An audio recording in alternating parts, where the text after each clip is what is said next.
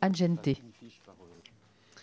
Madame la Présidente, merci. Monsieur le Ministre, merci infiniment de votre exposé et dont je note qu'il a eu un long moment consacré à l'aide publique au développement et je laisserai mes collègues Berville, Julien Laferrière, notamment prolonger le propos et la réflexion. Je voudrais tout d'abord, avant tout, saluer l'engagement de nos agents dans tous nos postes diplomatiques qui font face à des défis assez importants. Je voudrais également saluer votre ténacité, Monsieur le Ministre, à défendre le budget de votre ministère avec succès. Je voudrais souligner qu'il n'a pas toujours été ainsi avec vos prédécesseurs. Et donc, merci pour ce ministère. Mais si je le souligne, c'est que je me demande aussi pourquoi déployer tant d'efforts. Pourquoi il vous faut tant d'efforts pour réussir à défendre votre budget? Parce que je me demande si votre ministère est vraiment suffisamment connu. On voit bien que son utilité est très souvent questionnée, non seulement par le ministère des Finances, qui vous fait la vie dure, mais aussi par la presse et sans doute probablement aussi par l'opinion publique, et je le constate moi-même sur les bancs de l'hémicycle.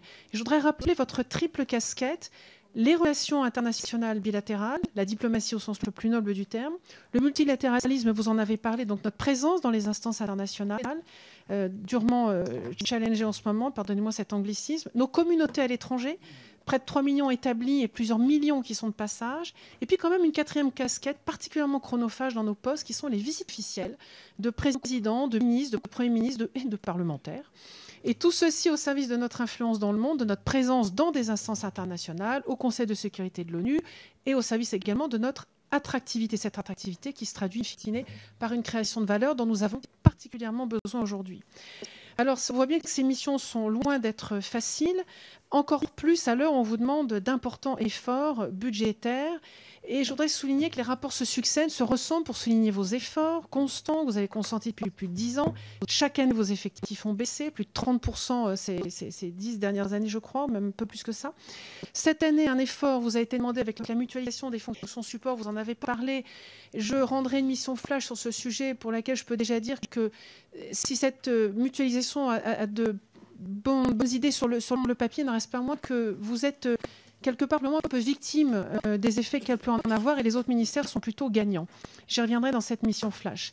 On vous demande encore une réduction de la masse salariale, heureusement moins importante que les 10% initialement prévus. Et puis il y a ce rapport publié la semaine dernière par des sénateurs, rapport au vitriol, sur le paradoxe entre, pour faire court, vous en avez parlé d'ailleurs, l'augmentation de la masse salariale, et alors qu'il y a parallèlement une baisse des effectifs.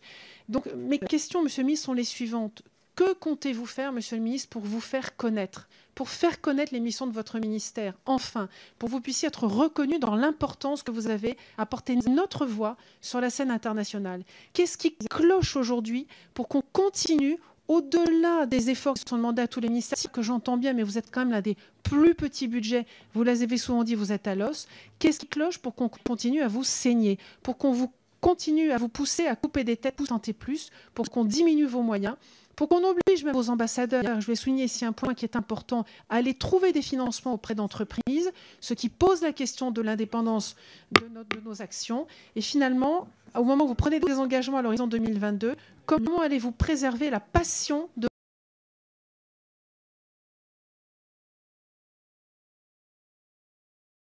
Oui, je vais commencer à répondre parce qu'en fait, il y a une partie des réponses que j'ai déjà évoquées dans mon propos introductif, mais je vais apporter quelques éléments complémentaires aux différentes questions qui m'ont été posées.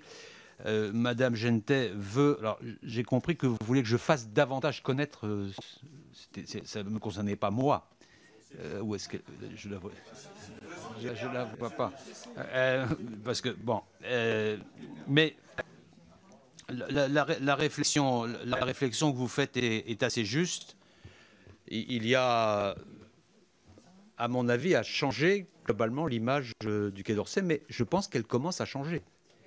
C'est-à-dire que tout ce que me disent les interlocuteurs que je rencontre, qui sont en contact avec nos ambassades et avec nos services à l'étranger, ont une image du Quai d'Orsay qui est très positive, sur la disponibilité des personnels, sur l'engagement des ambassadeurs, sur la connaissance qu'ils ont des situations et sur la manière dont ils ont de servir la France. C'est en interne national que ce n'est pas suffisamment mis en œuvre. Et notre difficulté, c'est de faire connaître mieux le Quai d'Orsay au niveau national, en particulier en démontrant, en expliquant comment Par exemple, le centre de crise est au service des Français pour les protéger, pour les rapatrier. Aussi en mettant en avant notre action consulaire pour montrer que l'action du Quai d'Orsay, c'est aussi au service des Français sur le territoire national. Je pense qu'il y a un manque de ce côté-là. Et c'est sans doute cela qui provoque depuis des années les difficultés d'image que nous pouvons avoir, même si lorsqu'on s'adresse au poste à l'étranger, tous ceux qui, d'une manière ou d'une autre, sont en contact avec le poste ont une image très positive de l'action du Quai d'Orsay.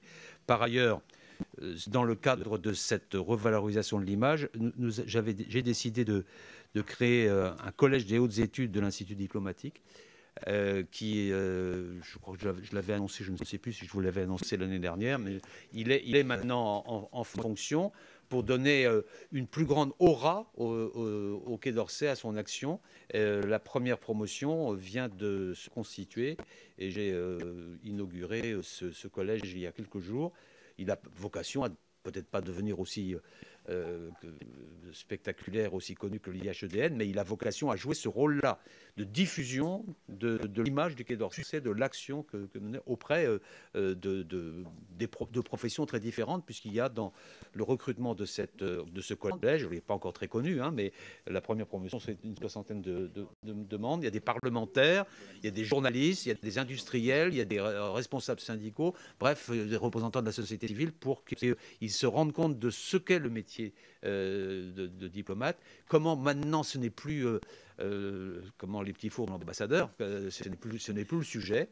C'est une image qui est complètement, qui ne correspond plus du tout à la réalité, même s'il reste encore quelques petits fours, mais l'action est totalement différente. Et puis, je pense, mais ça c'est une responsabilité collective, de faire comprendre que les grands enjeux mondiaux concernent à la fois l'international et le national.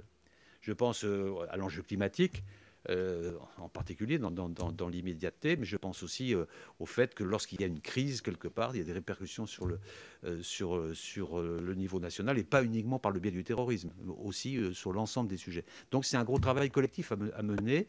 Je pense que vous avez assisté à la conférence des ambassadeurs, vous avez pu aussi y voir l'enthousiasme des ambassadeurs qui étaient là, et leur volonté d'agir pour l'intérêt national, mais aussi pour que l'image, je ne crois pas qu'elle soit dévalorisée. Vous avez bien voulu reconnaître que on s'était bien battu pour ce budget. Tout le monde ne l'a pas reconnu, mais c'est le fait de majorité et des oppositions qui est tout à fait respectable. Nous nous battons pour que cette image soit aussi reconnue financièrement, et ce budget est en augmentation, comme il l'a été l'année dernière. Donc je pense important de le dire.